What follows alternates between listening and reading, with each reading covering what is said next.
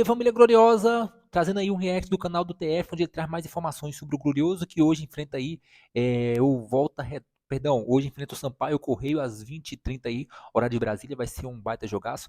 Nós iremos trazer mais informações também sobre o mercado da bola e sobre mais informações aí sobre o Glorioso. Se inscreva no nosso canal, ative as notificações, deixe seu like para você não perder nenhum conteúdo. Vamos trazer esse react aí do canal do TF. Amigos, vamos tentar aqui dividir em pré-jogo e também informações. Vamos passar aqui algumas informações para vocês. Primeiramente, segundo a ESPN, o volante do Botafogo, o Danilo, recebeu uma sondagem da equipe do Zenit lá da Rússia, já que eles venderam o Gerson para a equipe do Cruzeiro, eles estão no mercado atrás de um novo volante. Porém, pelo que foi colocado pela ESPN, o Danilo não se empolgou com a busca do time russo. Danilo, ele tem um alvo, né? Claro que é voltar para a seleção brasileira, jovem, e chegar na Rússia agora é meio que para se apagar, né? O Luiz Henrique, ele consegue ser convocado porque ele é muito diferente dos outros, né? E o Danilo, ele disputa uma posição em que, se você não tem muito destaque, você não pode nem pensar em ir para a Copa do Mundo.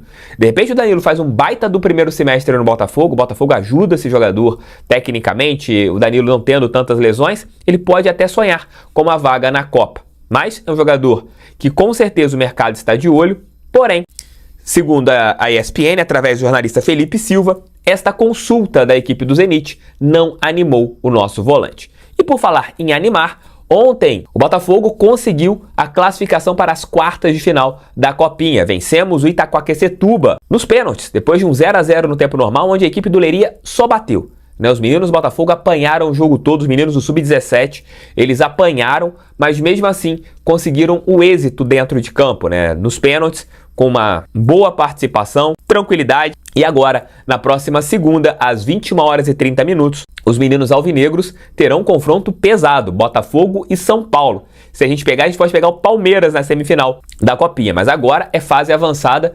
E vamos ver, né, se já na próxima segunda o Botafogo terá a participação dos jogadores que vão jogar amanhã, né? De repente não todos, mas alguns ali ficando no banco de reservas, talvez aqueles que ficarem no banco poderão entrar ou que jogarem menos minutos também poderão entrar. Cara, essa molecada, se colocarem eles em campo, eles vão jogar, que são jovens, e essa molecada eles vão pra cima com tudo. Então agora, quartas de final, Botafogo e São Paulo. São Paulo que ontem eliminou o Red Bull Bragantino também nos pênaltis. Parabéns para os meninos alvinegros que deram um show nessa copinha. Roda a vinheta agora de pré-jogo.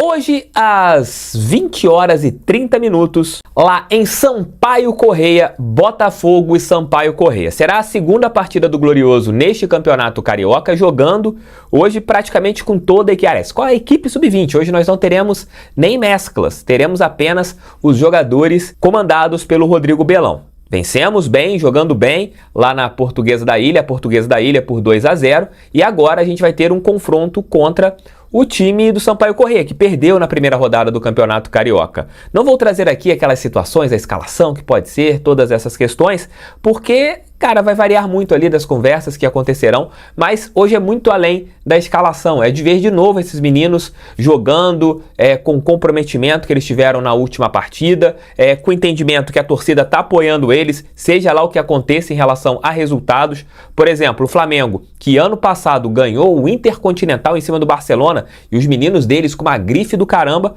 jogaram 3 jogos pelo Campeonato Carioca e não venceram nenhuma. Ontem, inclusive, perderam de 3-0 para o Voltaço. Então, os meninos do Botafogo, eles, aconteça o que acontecer dentro de campo, se eles mostrarem uma dedicação, uma organização tática, eu vou ficar muito feliz, porque a gente tem que ter a nossa base trabalhando bem. Vale aí, Léo Dantas. Oi, TF, oi pessoal do canal, tudo bem? Tô aqui num ambiente um pouquinho diferente hoje, né? No Boa Produções, no estúdio do Arena Alvinegra, para trazer as informações do Sampaio Correia, o adversário do Botafogo nessa segunda rodada do Campeonato Estadual, na noite desse domingo, lá no Lourivaldão. O Sampaio Correia, que é comandado pelo experiente técnico Alfredo Sampaio, que tem como duas características principais dos trabalhos dele em todos os times de menor investimento que já comandou aqui no futebol do Rio, treinar times ofensivos, mas que conseguem ser muito sólidos no seu sistema defensivo. Então, como a gente sempre começa a nossa análise justamente pela defesa, a zaga é muito forte fisicamente, o que pode ocasionar algum tipo de problema ou dificuldade para o jovem time sub-20 do Botafogo, que vai representar o Glorioso nessa partida. O Marreta, por exemplo, é um jogador muito forte, não tem esse apelido à toa, é o jogador mais forte desse sistema defensivo, da dupla de zaga do time do Sampaio Corrêa. Então o time do Botafogo vai precisar ser muito leve para envolver essa defesa e tentar fugir das faltas. O time do Sampaio Corrêa, justamente por ser fisicamente muito forte e ter um time muito experiente, ele mata a jogada sempre que pode, comete muitas faltas. Então o time do Botafogo vai ter que tentar envolver esse sistema defensivo com troca de passes rápidas, com jogo associativo, com aproximações para tentar levar a melhor em relação ao adversário da região dos Lagos. Outra questão importante defensiva do Sampaio Corrêa é a dificuldade na recomposição, porque o meio-campo, o trio de meio-campo do Sampaio Corrêa tem 2 meias e só um volante. Então, quando o time precisa correr para trás, só tem um jogador para dar suporte ao quarteto defensivo e não 2, como normalmente jogam os times de menor investimento do Rio, né? Com 2 volantes e um meia. No Sampaio é o contrário. Então, também causa aí um impacto defensivo para o quarteto, que às vezes fica um pouco mais exposto. O Botafogo pode tentar levar a melhor, principalmente se o Caio Vale e o Bernardo Valim, por exemplo, conseguirem dominar ali o setor de meio campo, o Marquinhos também chegando, como chegou no jogo contra a Portuguesa.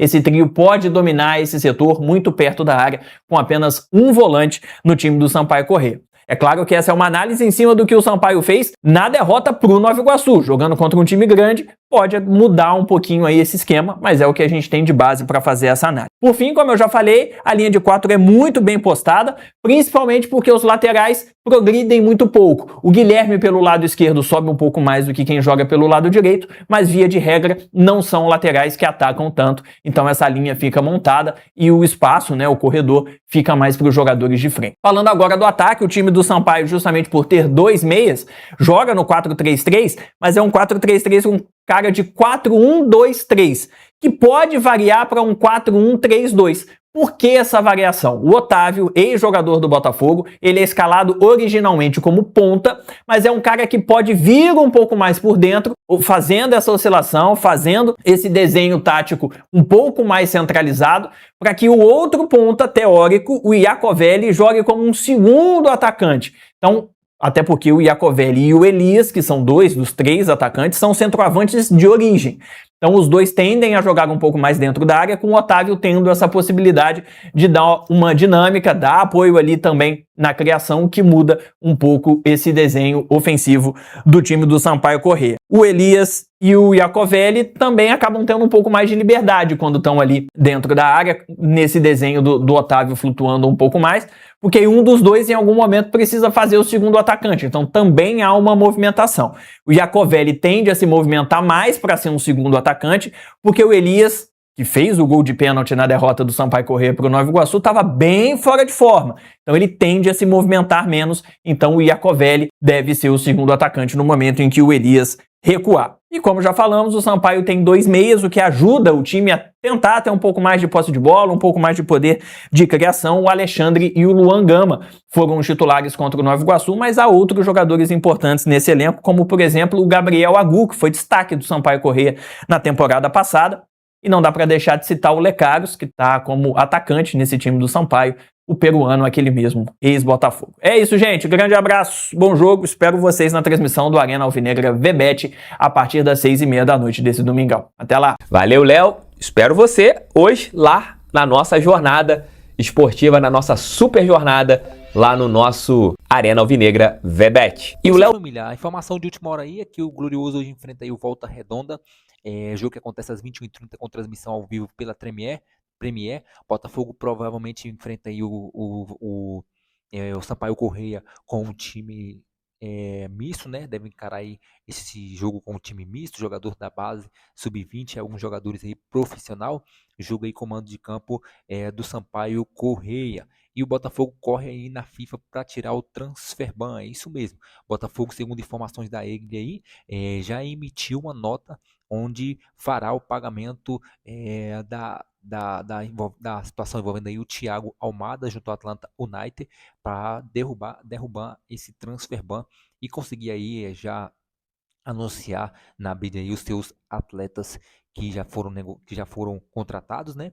E faltam ser oficialmente anunciados, e os reforços que ainda estão por vir, como é o caso da negociação envolvendo aí um atacante do futebol inglês, que é o paraguaio Enzo Gonzalez, jogador que tem 20 anos, foi revelado aí nas categorias de base do Olímpia, atualmente joga na Inglaterra, uma das principais promessas aí do futebol sul-americano. O Enzo Gonzalez aí é considerado um baita jogador. Outra informação aí que tem corrido aí por parte de alguma mídia do futebol estrangeiro é uma possível volta do Thiago Almada, jogador que foi muito destacado no futebol argentino, campeão com a seleção argentina, jogou aí pelo Botafogo, foi campeão do Brasileirão, campeão da Libertadores da América, um, tem aí um grande carinho por parte da torcida botafoguense e, segundo informações, o John Textor poderia estar negociando aí por debaixo dos panos um possível retorno aí do Thiago Almada, depois que esse transfer ban fosse derrubado. Agora deixa aí do seu comentário que você acha que Thiago Almada seria aí um bom reforço para voltar a vestir a camisa aí do Glorioso, a nomes melhores no mercado. Deixe seu comentário a respeito da partida de hoje, da escalação, qual escalação deve ser utilizada na partida de hoje. Deixe seu comentário que é muito importante, se inscreva no nosso canal, ative as notificações e deixe seu like. Valeu, torcida, até o próximo vídeo, a próxima informação envolvendo o Glorioso. Traremos mais informações muito em breve sobre o nosso Botafogo. Valeu, até o próximo vídeo, a próxima informação.